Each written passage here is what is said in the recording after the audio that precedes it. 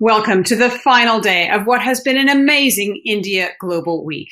We have been overwhelmed with your interest and positive response to the conference. In fact, many of you are already asking us when the next event will be. Stay tuned to us today and visit indiaincgroup.com for more. And to reiterate what Manoj Ladwa said, India Inc. Group believes in building great winning partnerships, and you are all terrific partners. If you missed any of the sessions over the last couple days or want to share them with your friends, log back into indiaglobalweek.com and you'll be able to see and share those sessions. Keep tweeting us using our hashtag #BeTheRevival, and we are India Inc. Corp on Twitter. This session, we'll continue our discussion on the prospects and opportunities in Jammu and Kashmir. Specifically, looking at how the investment orientation of the Indian government is helping the state to revive its industries, tourism, agriculture, handicrafts, and more. We'll look at what the key steps that are being taken by the government to alleviate the fears and promote the industry in the region, how to create a more attractive environment for private investment, both from within India and abroad, and we'll look at the steps that we're taking to promoting Jammu and Kashmir outside of the Union territory. I am delighted now to hand over to journalist Kaveree Bamzai. She is the former editor of India Today and the author of No Regrets, The Guilt-Free Woman's Guide to a Good Life, and she will introduce her panel. And I'm also a proud daughter of Kashmir, so I'm delighted to present this expert panel. I have some wonderful speakers, and I'll quickly go into introducing them, and then, in the interest of time, asking them the questions right away. I have Manoj Dwivedi, who's the Commissioner Secretary, Jammu and Kashmir. Farooq Amin, who runs Kanwal Masalas, is also President of the CII J&K Council. Kachru, he's Chairman Emeritus, Radisson Hotels. Vikrant, Kuthiala, who has a very old connection with Kashmir. His family runs many businesses there. Sanjay, Puri, I think every Kashmiri household knows of pharma oil. And Amit, Wanchoo, a very brave and young doctor, come businessman, come musician, a whole lot of things. I'd like to begin with Mr. Dwivedi right away because he's the man of the hot seat. Mr. Dwivedi, what exactly are the potential industries in Kashmir, and can you give us some numbers to suggest how best we can exploit them? Exploit is a bad word. How best can we enhance the capabilities of these industries? Thank you, Kaveree.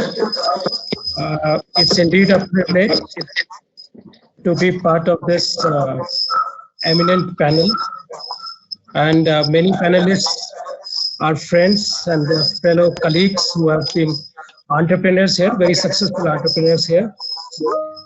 In Jammu and Kashmir, we have a very small size of industry, but yes, a lot of livelihood depends. We have more than about 25,000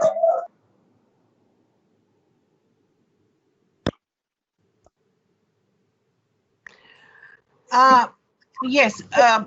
Could you repeat that, Mr. Dwivedi? Yeah, thanks, Kaveree, for introducing me to a very eminent panel. The fellow entrepreneurs here, they would be definitely speaking about the challenges they have been facing here. But talking of the potential of Jammu and Kashmir, I would say that although we have a small-sized industry here, we have about 25,000 micro, small and medium enterprises. But the main industry here is tourism industry. And when we talk of potential, then it is food processing industry. We have a very good agricultural land. Organic farming is something which is which can be looked forward to be developed in this state. And in Jammu and Kashmir, other than food processing, we can have a very good environment for IT industry, service industry, and a little bit of manufacturing, even contract manufacturing. Presently, we have some pharmaceutical industries and some other small scale industries here. And about 1.5 lakh people are directly dependent upon the industries here. But we need to scale it up because we realize that there is a very little presence of private sector in Jammu and Kashmir. Most of the activities, even on the banking side and on the services as well as industry side, they have been done by the government. Right. If we talk of the health sector, 95% of the health sector is in the government sector. So I think there is a lot of scope for private intervention and private investment in Jammu and Kashmir. And we want to leverage that based on the strengths that we have in Jammu and Kashmir. And for that, we have identified certain focus sectors, right, and we would be developing those. Right. Yes. Could you briefly go over the focus sectors? Just name them for me, please. See, as I told you, tourism is an important sector, and related to tourism is film tourism. Right. You must be remembering in 60s and 70s, almost every Indian film, yes, Bollywood film used to be shot in Jammu and Kashmir. So we have tourism, film industry, food processing, and then we have good opportunities on the IT side and IT enabled services. Then education, health are another. Then we have a very rich heritage of handlooms and handicrafts. Right. I think those can be developed. For example, the carpets of Kashmir are famous all over the world. Handicrafts items, pashmina shawls. Now these are the local strengths where we have skilled manpower. We have educated young manpower. And so taking all that into account, I think these are the sectors which are our focus sectors and they can be. Excellent. Excellent. Can I quickly bring in KB Kachru? Mr. Kachru, as someone who's chairman emeritus of Radisson, you've put your money where your mouth is. There's 7 hotels, I think, that you told me, which are in the process of coming up. But what really, and you're also, on the board of the Mata Vaishno Devi Trust. What are the problems in tourism?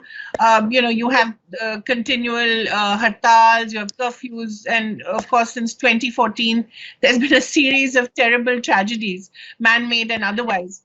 So, how do you overcome this, and how do you rebuild the capacity for tourists? And as you were telling me, and we can focus on that quickly, on the domestic tourism. Thank you, Kaveree. Thank you for having me. Sometimes we ask each other why in these challenging times we're talking about tourism and leisure business and, right, travel business.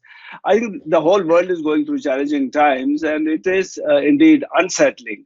Mm-hmm. We have accepted that if we have to survive, and this year, if we survive, it's a profitable year for all of us. Mm. I think, as you said, it's our Lieutenant Governor and our Prime Minister yesterday made a comment that we have to do something which gives us quick wins. Mm. The capacity available at the moment in Jammu and Kashmir, I feel, given the potential, is really not there. Now, look at the Indian tourism industry. It contributes 9% to a 3 trillion economy and provides over 100 billion jobs. I mean, that's the potential. Now, J&K,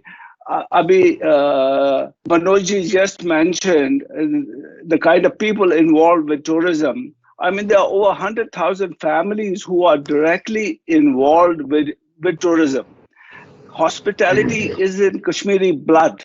And Kashmir has the possibility of becoming a big challenge to some very well-known destinations. I think we need a focus there. We need at the moment to look at these possibilities, reframe our policies, and try and get investments. And I think J&K government has taken some very, very serious steps.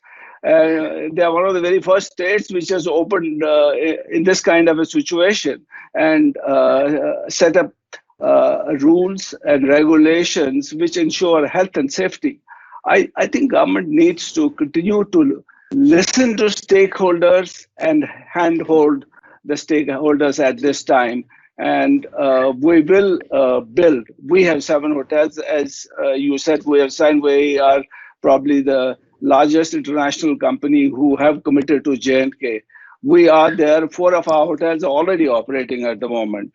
So Sheraton is there, Taj is there in a big way. So we have to actually cash on the potential, invite investors, they will invest. And glad to hear Mr.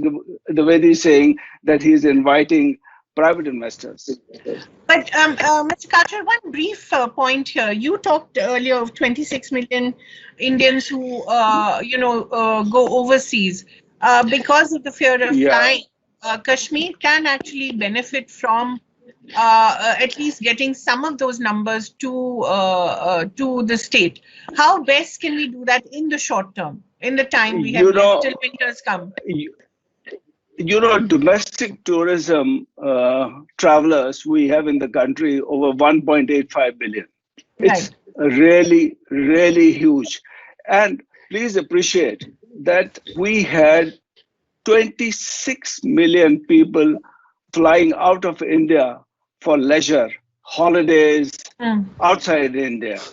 Now, even if we aim at 5% of that, you can see what J&K can do. It's an established destination.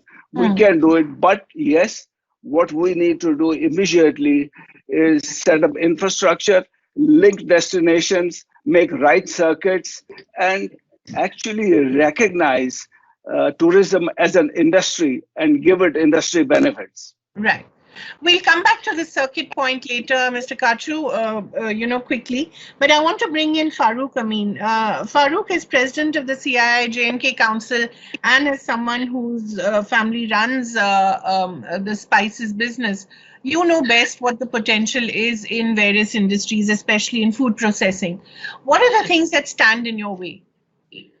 Thank you, Kaveree. I actually want to introduce myself first. Basically, I'm not in food processing only now. I'm in horticulture and agriculture. Okay. Plus, I recently was venturing into tourism sector as well. Even after seeing the bad times, what we have seen post-August, complete lockdown. So there are a lot of challenges in Kashmir to work. Practically, there are a lot of challenges. On ground, no budget on universe can survive after a strike of say 3 months in a year. No business can survive. I mean, once I remember Mr. Ratan Tata ji in Taj. He was invited here by Honorable CM that time, Umar Abdullah Sahab. So we all were sitting there. Then I told him that we wanted to bring our businesses are on the launching pad. They are already on a level wherein we need your intervention in taking it off globally. Then his reply to us was, I thought, sir, we want to learn from you how we can go up.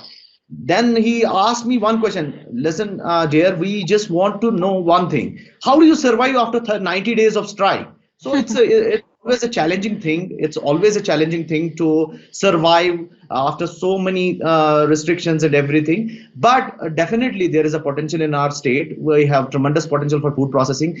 I could tell you one thing, that the spice industry, wherein we ventured first in early 70s. My dad started it, and 2000 I took over from there. So I would tell you that this is the only thing, this is the only product, this is the only commodity which doesn't come from outside. We are self-reliant in that. We have around 50 to 100 companies of spice and food processing in state now. So spices you rule out. I mean, we are self-reliant now. We are doing value addition in Kashmir. While as all the ingredients we don't get from here. We bring the ingredients from Maharashtra, we bring the ingredients from Kerala, but value additions remain in our state. We are really, government has always helped us, and they tried to help us. I mean, we always wanted to work together with the government. We have always been here. We have been here in 90s also when there were difficult times. We have been here in this post 2016 when these strikes were frequent. But I find there is a tremendous potential in our state. We can do really well, but the challenges on the ground are a little hard. But new UT leadership of Mr. Honorable LG, Mr. Murmur, we have a lot of expectations from them. We have given a lot of representation to Union Home Ministry, Union Finance Ministry also. They have assured us that they would support us in taking our businesses out of stress, which has happened post-August. So we are really hopeful that things are better in near future. Yeah, Farooq, I think when you talk about 3 months lockdown, the rest of the country has realized what lockdown actually means. Yeah, absolutely. I actually wanted to tell you about that. Post, March 22nd, people have realized what we were passing through since decades. So it's a great thing. Now they would realize our hardships, what we have faced. And the dynamic leadership of Mr. Dwivedi is here. He knows every ins and outs of our businesses. They have been always cooperative. They have been always supportive to us. But with the limited resources they had, that is why we went to the center. We told them, look, our state, our union territory, newly governed union territory, doesn't have the resources to take our business out of those stress. So we definitely need intervention from the union ministry to get out of this tremendous stress what we are in. But we assure you that in near future, Kashmir would be hub of all the food processing industries. Tourism, once the scenario will go out, and we will prosper. Great. Good to hear such optimism from one so young. Mr. Kuthiala, can I bring you in as someone who's experienced so much of Kashmir? You've seen the timber business, you've seen your steel plant work and then not work. What would you say to someone like Farooq? Is there hope? Well, J&K is always survived on hope, and if you look at it on a larger scale, today what they're saying is J&K land of opportunities. Actually, it is a land of infinite opportunities. You pick any sector and there's opportunity there. Take the case of power. We have a idle potential of close to 17,000 megawatts. Hardly 3,000 megawatts is exploited. The small idle projects, maybe 1,000 megawatts, only 45 megawatts out of that is exploited. Take the road density. It is amongst the lowest in the country. Huge scope for roads on build, operate, transfer basis. You'll take the case of tourism. We get a fraction, as Kachru Sahib has already said. Little bit of effort, we can get lots more. Take the case of cement. In spite of having reserves, proven cement quality reserves of more than maybe 123 million tons, we are still a net importer of cement. There's scope for putting up cement plants. Take the case of gypsum. We have reserves, proven reserves of 150 million tons. We need to exploit those, use those. Bauxite, 8.6 million tons. Magnesite, 7 million tons. Dolomite, 12.37 tons. China clay, 28 million tons. I can go on and on. There's huge potential in medical tourism. We have some 5 or 6 destinations developed in the Kashmir Valley. There's ample scope to develop other destinations like Betab Valley, Lolab Valley, Yusberg, Kukarnag, Veerinag, Adu Valley, Bingas Valley, Jammu you've got areas like Punch, Rajouri, Badi Basodi, Bhadrawa Valley, Jai Valley, Chinta Valley, Desa Valley, Sintan Top. The list just goes on and on. You take floriculture, we make produce about 38,000 tons of flowers every annum. Right. Value addition, making downstream products. We produce 70% of the apples produced in the country. 80% of these are exported outside the state. What's the value addition? What is the value addition within the state? Virtually zero. We make bulk of the saffron in the country, which I believe is now in the region of about 9 to 10 tons. Bulk of it is sold as raw saffron. You see, opportunities are everywhere. It's only a question of bringing in facilitating facilities, creating a situation where there is hand-holding for the investor who comes in, continuity in policies, and policies, some of them are great, but they have to be implemented in letter and spirit across the board. Sometimes the central government gives policies, the central excise department doesn't like those. So you have to go with the spirit of the policies, whatever be the results. So you see, opportunities are not lacking. It's only the implementation. And I repeat, implementation is what is lacking in this state. Wonderfully put, Mr. Kuthiala. I think very succinctly and wonderfully put. May I quickly bring in Dr. Wanchoo here? As I said, he wears many hats. But I think one of the most wonderful things he says is that nothing can happen until you involve local people.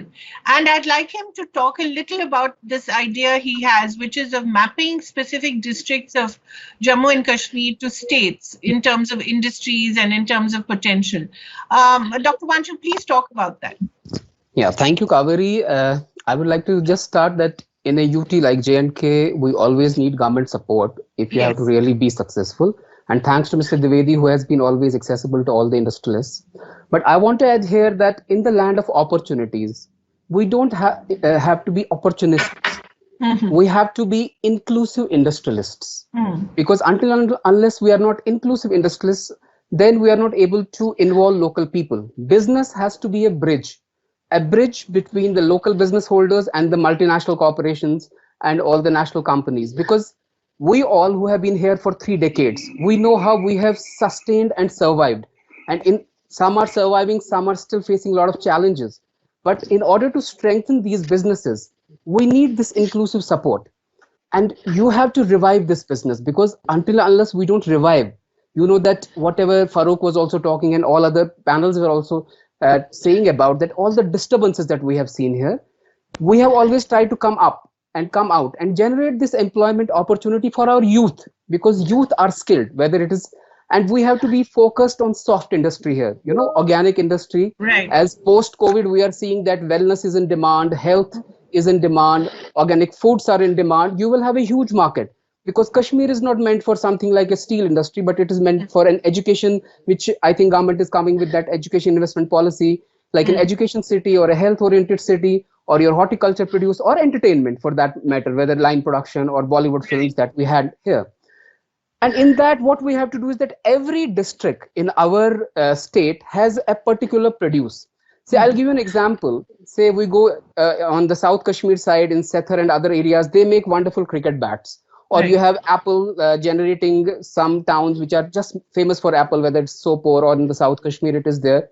So connect this Sethar cricket bat industry with the BCCI main in Maharashtra, in Mumbai. Right. What you will do is that you will connect those people with the business people from Sethar, South Kashmir. And when business comes, then only relationship comes. In today's world, we all know that it cannot work without business. And when a business dependence is between people. Second, I would like to give an example. Say saffron is there. We have worked with saffron farmers. I will tell you honestly that when they do organic produce, we got Shirdi temple or Tirupati temple to purchase that whole organic produce. Just imagine we have Muslim farmers growing saffron, and this goes to a Hindu temple, and then this is the strengthening of the bond between the people. That's what we have to work on, because once we work on that, then only we'll be successful. And local industries, you have to support them because they have suffered a lot. Give them marketing support. They have geographically a problem with the raw material stuff. Make them important. Like the way we had cap for, say, 100 crore tenders announced by the union ministry. We should be for local industries who are locals. They should be a cap of 1 or 2 or 3 CR, wherein they can apply for government tenders. Another second cap, you can have a joint venture between a local and an outsider. And then the big tenders keep open. All can come. So that you have to make local industries also feel safe. Yes, my employees and I am safe. Because without local support, even outside investors can't say.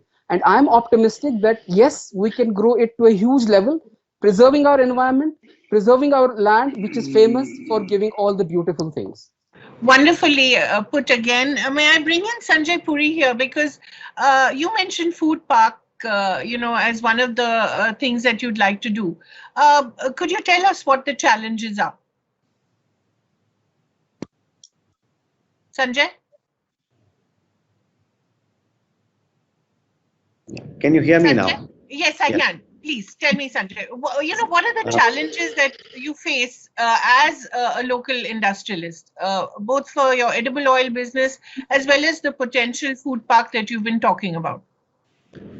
I think challenge is more in the mind. It's in J&K or anywhere else in the country. We had people, we had Kachru Saab covering the tourism, and we had Farooq Amin talking about the fruit production. J&K producer, India is the second biggest fruit producer in the world after China.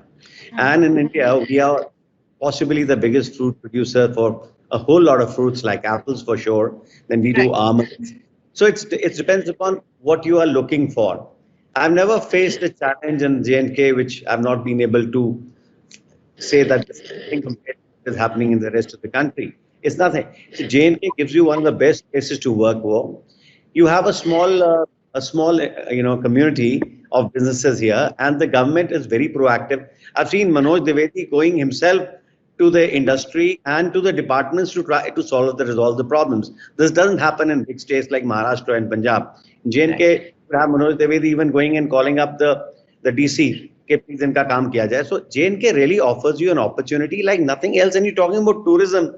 Where else in the world would you have forests? You've got lakes, you've got shikaras. And for Farooq Amin, even your chilies, they are not the same. They are sweet.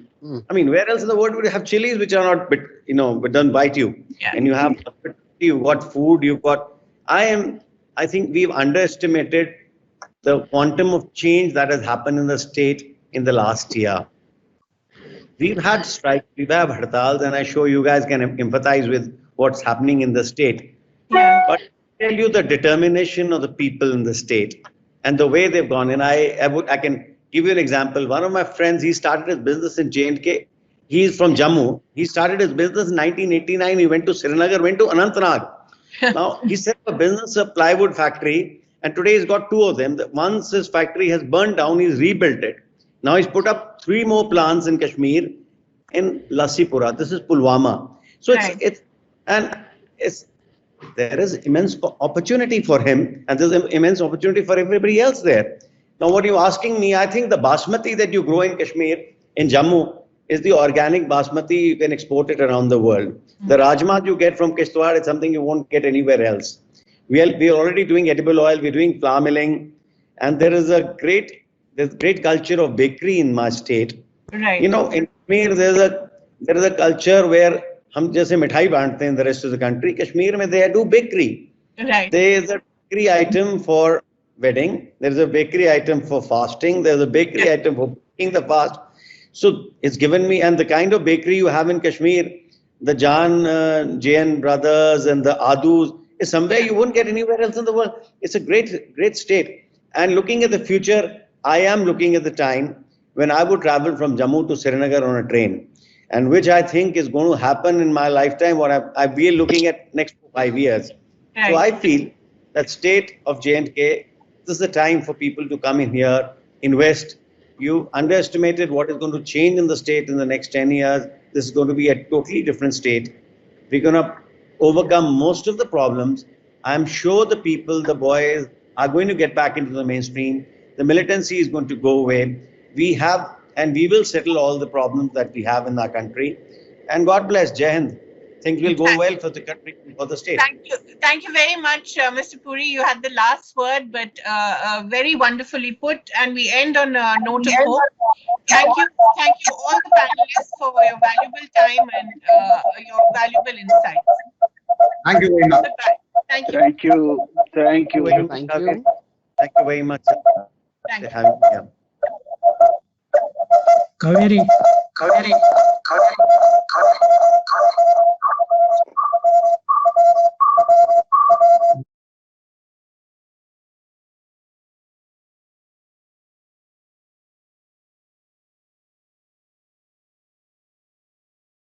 That was our first session on Jammu and Kashmir with Kaveree. We'll be going back to her in just a moment. And the next session, in fact, will be continuing our discovery of Jammu and Kashmir. We'll be celebrating successful stories of men and women from the region and their diaspora. We'll look at their journeys. We'll look at how they made a mark for themselves, what challenges they face, and how they plan to help others in their success going forwards. So really delighted to be handing over to Kaveree Bamzai, author and journalist who will continue this discovery of Jammu and Kashmir.